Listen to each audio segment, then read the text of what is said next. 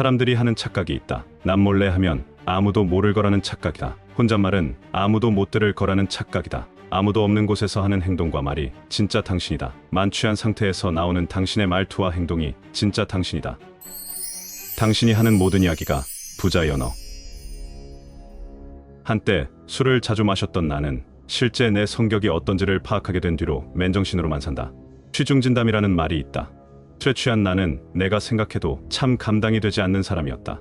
마음에만 담고 있어야 할 말들이 취기를 통해서 윗사람들에게 고스란히 전해졌다. 사람들은 통쾌하게도 생각했지만 다음날 나는 내 뺨을 후려치면서 후회했다. 다행히도 윗분들이 좋게 받아들여 주셔서 큰 문제는 없었지만 그것이 도를 넘어서고 있다는 것을 스스로 느끼게 되었다. 더 이상 개만도 못한 인간이 되기 싫어서 취한 채 살지 않기로 다짐했다. 그때 술 친구들을 싹 끊었다.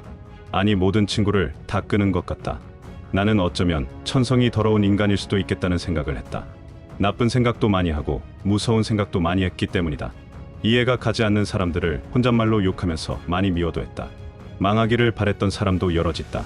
내가 혼자 있을 때 하는 생각이나 말들은 그 누구도 알 수 없으니 마음대로 해도 된다고 생각했다. 혼자 있을 때조차 하지 않는다면 내가 꼭 병이 날 것만 같았기 때문이다. 하지만 지금 생각해보면 혼자 있을 때 했던 내 행동과 생각과 말이 진짜 내 성격이었던 것이다. 그 당시에 나는 정말 꽈배기보다 더 꼬인 사람이었다. 꼬일 대로 꼬인 사람의 인생은 뻔했다. 집안에서는 수시로 일이 터지고 대출 껴서 간신히 살고 있는 전셋집은 경매가 된다고 하고, 만나던 사람과는 대판 싸우고, 돈 버는 족족 나갈 데가 한두 군데가 아니고, 누구 한 놈만 걸리면 진짜 가만 안 두겠다는 생각을 했었다. 그 당시 내가 자주 했던 말이 제발 나 좀 괴롭히지 말아라. 아무도 없는 외딴 섬에 가서 혼자 살고 싶다였다. 회사 생활은 그래도 순조로웠는데 참 일이 꼬일라니 이상하게도 꼬인다. 말도 안 되는 일로 상사가 회사 사람들 다 있는 데서 큰 소리로 소리를 친 것이다.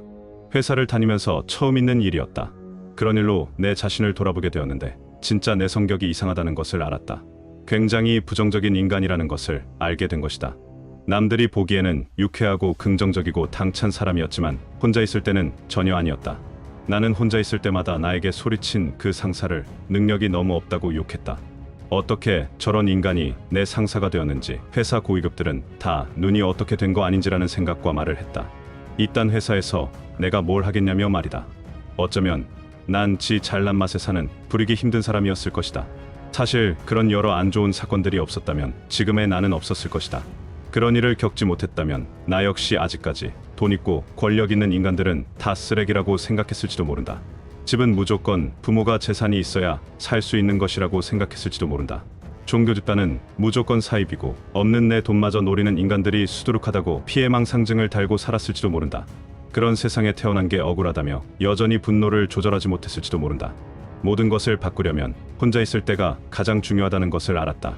나 혼자 하는 행동과 생각, 말은 아무도 모를 지 알았다. 하지만 내가 안다. 내가 말하고 내가 그대로 듣는 것이다. 내가 생각하고 내가 그대로 그 생각을 읽는 것이다. 내가 행동하고 내가 그대로 따라 움직이는 것이다. 절대로 아무도 모를 수가 없는 것이었다. 늘 나는 나 자신에게 들키고 있었다. 내 스스로에게 들킨 이상 그것이 남에게 전달되는 것은 시간 문제였다. 나는 그때서야 종교의 말을 이해하게 되었다. 뿌린 대로 거둔다. 진짜 아무도 모르게 뿌린다고 해도 다른 것을 거둘 수는 없는 노릇이었다. 그리고 절대로 아무도 모르게 무언가를 뿌릴 수 없다. 내 자신이 안다.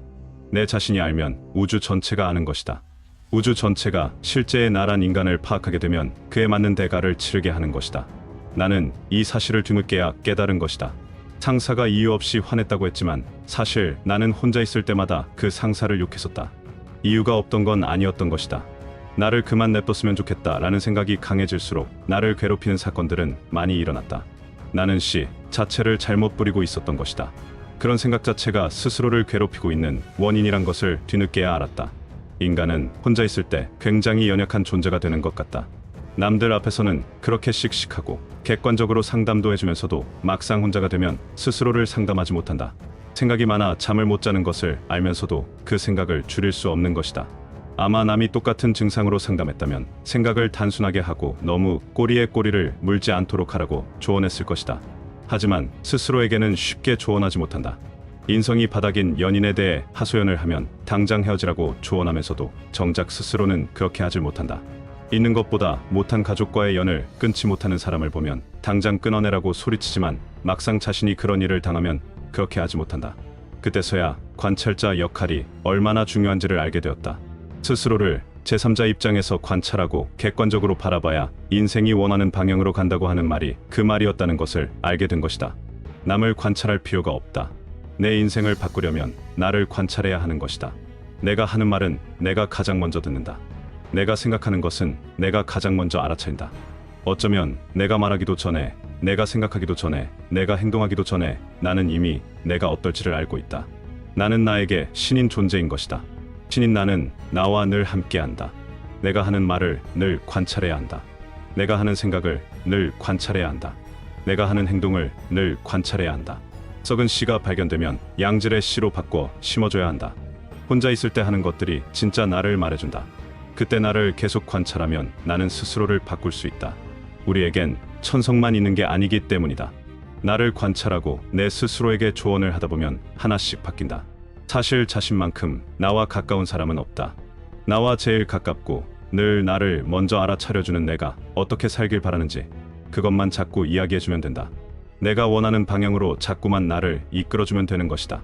내가 나의 부모이자 동시에 자녀인 것이다.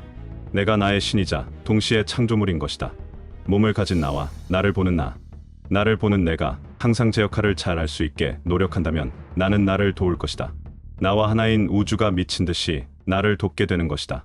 이제 우주에게 들켜도 당당할 그런 말만 하자. 나 자신을 잘 이끌어줄 수 있는 생각과 행동을 하자. 이제라도 성인이 되어가고 있는 우리 자신을 자랑스럽게 여기자.